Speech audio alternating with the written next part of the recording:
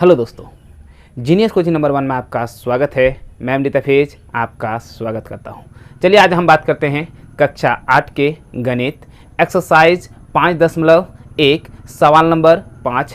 1 से लेकर 4 तक का सवाल हम आपको पीछे वाले वीडियो में बता चुके हैं। यदि आप वह वीडियो देखना चाहते हैं तो हमारे चैनल के प्लेलिस्ट पे जाकर उसे देख सकते हैं। तो चलिए स्टार्ट करते हैं बिना देरी किए हुए। देखिए सवाल नंबर आज क्या है, 5 है। कहता है क्या है कि निम्नलिखित में कौन सा सम संख्या के वर्ग है।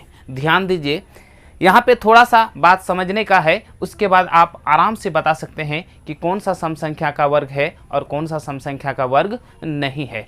तो चूंकि यहाँ पे याद रखिए, यदि कोई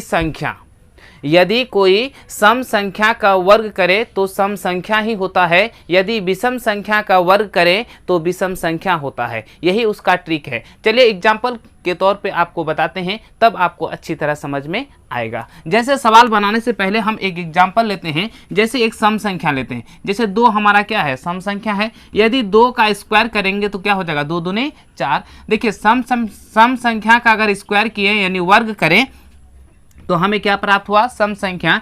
देखिए 5 क्या है, विषम संख्या है। यदि 5 का स्क्वायर करेंगे तो क्या हो जाएगा, 25। तो यहाँ पे देखिए यदि 5 का स्क्वायर करें तो हमारा इकाई अंक कितना हो गया, 5। मतलब 5 भी एक हमारा क्या है, विषम संख्या है। इससे यह स्पष्ट होता है कि यदि सम संख्या है तो उसका वर्ग सम संख्या का ही होगा, यदि विषम संख्या है तो उसका वर्ग क्या हो जाएगा, विषम संख्या होगा। जैसे सवाल में लिखा हुआ है क्या, सवाल नंबर आपका कितना है, 5 नंबर में आपको बताना है कि निम्न में से कौन सा सम संख्या का वर्ग है।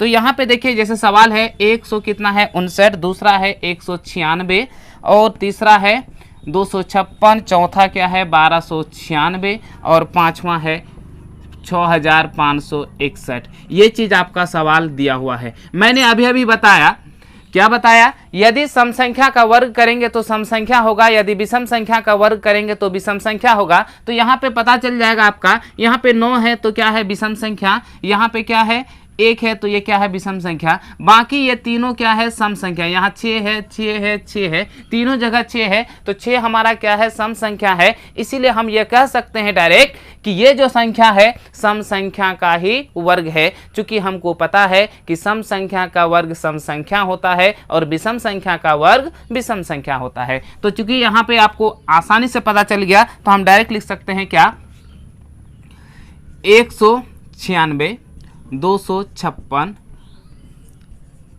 तथा 1296 सम संख्या के वर्ग हैं। यहाँ फिर आपको सिर्फ पूछ रहा है कि किस संख्या का वर्ग है, इसीलिए हमें वर्ग निकालने की कोई ज़रूरत नहीं है। सिर्फ हम इकाई अंक देख के ही बता सकते हैं कि कौन सा संख्या सम संख्या का वर्ग होगा और कौन सा विषम सा होगा। लेकिन अगर आप निकालते हैं तो इसका अगर वर्ग निकालेंगे तो कितना हो जाएगा, 14। अगर इसका वर्ग निकालेंगे तो आपका कितना हो जाएगा, 16। अगर इसका वर्ग निकालेंगे तो आपका कितना हो जाएगा, 36। इस तरह से आसानी से आप वर्ग निकाल भी सकते हैं। क्योंकि आपको पीछे वाले वीडियो में आपको बता चुके हैं कि वर्ग किस प्रकार निकाला जाता है। क्योंकि यहाँ पे सवाल पूछ रहा है कौन सा सम संख्या का वर्ग है और कौन सा सम संख्या का वर्ग नहीं है। तो यहाँ पे देखिए ये जो 14 है सम संख्या है, 16 भी सम संख्या है और 36 भी हमारा क्या है, सम संख्या है। चूंकि हमको निकालने की जरूरत नहीं है इसीलिए हम डायरेक्ट आपको बता दिए। अब देखिए सवाल नंबर कितना है, 5 तो हो गया, सॉरी सवाल नंबर कितना हो जाएगा आपका, 6 में बोल रहा है क्या, निम्नलिखित संख्याओं में से कौन सी पूर्ण वर्ग है। मैंने इससे पीछे वाले वीडियो में जस्ट बताए हैं, जिसमें 2 से लेकर 4 नंबर तक सवाल बताएं, उसमें अच्छी तरह से आपको बताएं कि कौन सा संख्या, अगर किसी संख्या के इकाई अंक में कौन कौन सा अंक होने पर वो वर्ग हो सकता है और कौन कौन सा होने पर कभी नहीं हो सकता है। तो पहले संख्या को लिखते हैं, उसके बाद पुनः एक बार आपको बताते हैं कि कौन सा संख्या वर्ग होगा कौन सा नहीं, पूर्ण वर्ग। ये हुआ 400, दूसरा कितना है, 4 पे कितना 3 0, उसके बाद यहाँ पे क्या है 33 0 55 0। ठीक है, यहाँ पे 1 2 3 4 5 6, 1 2 3 4 5। ध्यान दीजिए, सबसे पहले ये समझते हैं कि किस प्रकार हम पता कर सकते हैं कि कोई भी संख्या पूर्ण वर्ग है और कौन सी संख्या पूर्ण वर्ग नहीं है। याद रहे, यदि किसी संख्या के इकाई अंक में, ठीक है, यदि किसी संख्या के इकाई अंक में क्या हो जाए, आपका 2 आ जाए उसके बाद 3 आ जाए, ठीक है, उस तरह से आपका क्या आ जाए, 7 आ जाए या 8 आ जाए। यदि ये संख्याएं आ जाते हैं तो ये कभी पूर्ण वर्ग नहीं हो सकता है। यानी किसी संख्या के इकाई अंक के रूप में यदि ये चारों अंक आ जाते हैं तो कभी भी वह संख्या किसी संख्या का मतलब वह संख्या कभी भी पूर्ण वर्ग नहीं हो सकता है। यदि इसके अलावा कोई संख्या आता है तो उसको भी हम पहचानते हैं। उसके बाद यहाँ पे और याद रखिए, यदि पूर्ण संख्या निकालने के लिए यदि 0 की संख्या जोड़ा में उपस्थित हो तो वह पूर्ण वर्ग होगा, यदि जोड़ा में उपस्थित नहीं हो तो वह पूर्ण वर्ग नहीं होगा। चलिए आपको बताते हैं हम। जैसे यहाँ पे देखिए 400 में 2 जीरो है तो यह पूर्ण वर्ग हो सकता है, बल्कि है ही। लेकिन यहाँ पे देखिए 4, यहाँ पे कितना है, 4000 है, तो यहाँ पे 0 की संख्या क्या है, बिजोड़ा है, ये पूर्ण वर्ग नहीं होगा। यहाँ पे देखिए बिजोड़ा के रूप में 0 है, इसीलिए ये पूर्ण वर्ग नहीं होगा। यहाँ पे भी देखिए 0 की संख्या कितना है, 5 है, इसीलिए यह भी पूर्ण वर्ग नहीं होगा। यानी इस संख्याओं में डायरेक्ट बता सकते हैं कि सिर्फ 400 ही एक ऐसी संख्या है जिसका पूर्ण वर्ग है। ठीक है, तो यहाँ पे हम लिख सकते हैं 400 पूर्ण वर्ग है। अब देखिए, अब सर कैसे, आपको सिंपल सा गुना बताते हैं। ये 400 को क्या, अगर वर्गमूल निकालेंगे तो 4 लिख लिए, ठीक है, तो 4 को हम क्या क्या लिख सकते हैं, 2 गुना 2, ठीक है। अब यहाँ पे 100, देखिए जितना 0 है उतना 10 का पहाड़ा है। ध्यान दीजिए, जितना 0 है उतना 10 का पहाड़ा है। यहाँ पे 2 0 है तो 10 का पहाड़ा कितना बार, 10 बार। यहाँ पे 2 0 तो 10 गुना 10 2 बार। यहाँ पे 1 0, यहाँ 3 0 है तो इसका मतलब ये हुआ 10 गुना 10 गुना 10।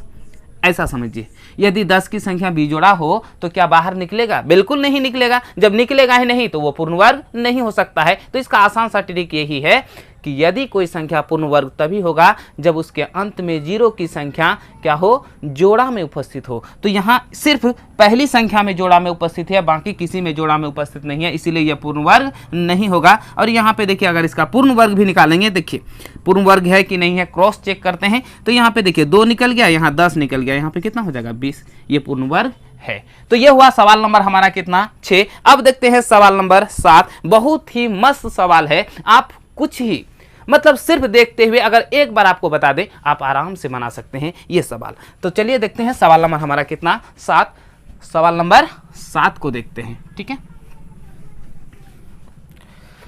सवाल नंबर 7 में यहां पे है, ध्यान से देखिए, बता रहा है क्या, कोष्टक में सही संख्या को लिखें।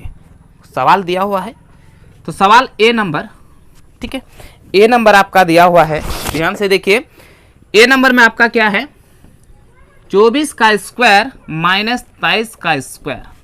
देखिए, आपको अगर आप अलजेब्रा वाला वीडियो देख चुके हैं, यानी आप 14 पॉइंट का वीडियो देख चुके हैं, तो आपको शायद इस सवाल में दिक्कत नहीं होगा। फिर एक बार हम बताते हैं। एक अलजेब्रा वाला फॉर्मूला है, वो क्या है, फॉर्मूला होता है ए स्क्वायर माइनस बी स्क्वायर बराबर होता है ए प्लस बी इंटू ए माइनस बी, ऐसा होता है।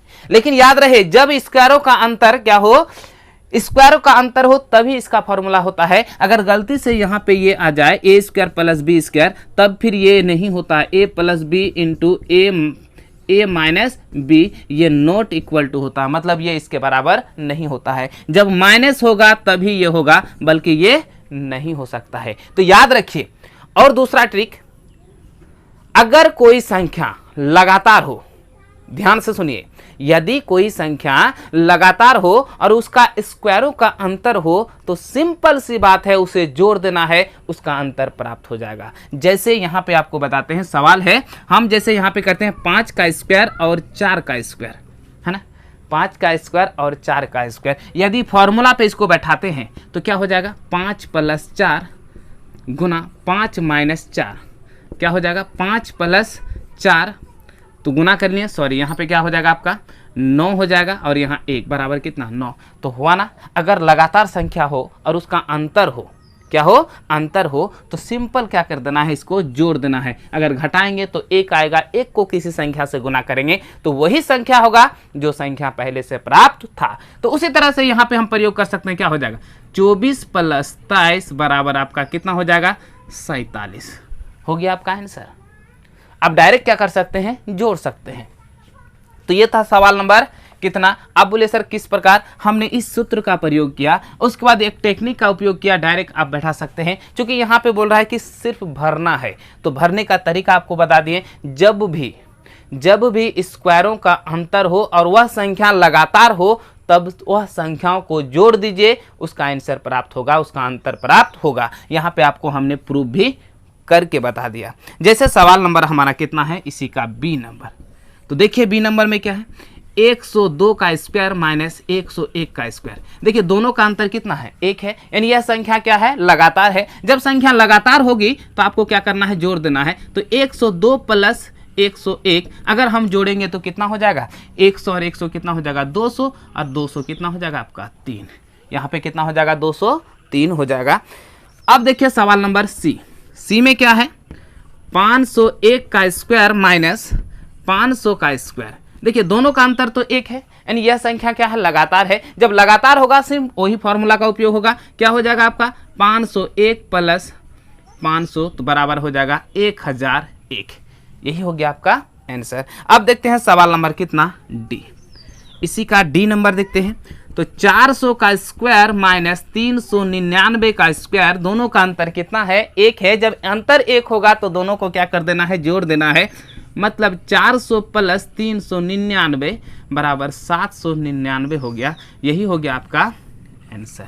ठीक है, यदि आपको हमारा वीडियो पसंद आए तो लाइक करें और ज़्यादा से ज़्यादा लोगों तक शेयर करें। हाँ, अगर आप हमारे चैनल में नए हैं तो सब्सक्राइब करना ना भूलें और बगल में जो बेल आइकन है उसे ज़रूर दबाएं। तो चलिए आज की वीडियो यहीं पे समाप्त करते हैं। हाँ, आपको बता दें, यदि आपको हमारा वीडियो कहीं भी कन्फ्यूजन है इस वीडियो में तो आप कमेंट सेक्शन में बता सकते हैं। तो चलिए आज यहीं पे अपना वीडियो को करते हैं समाप्त।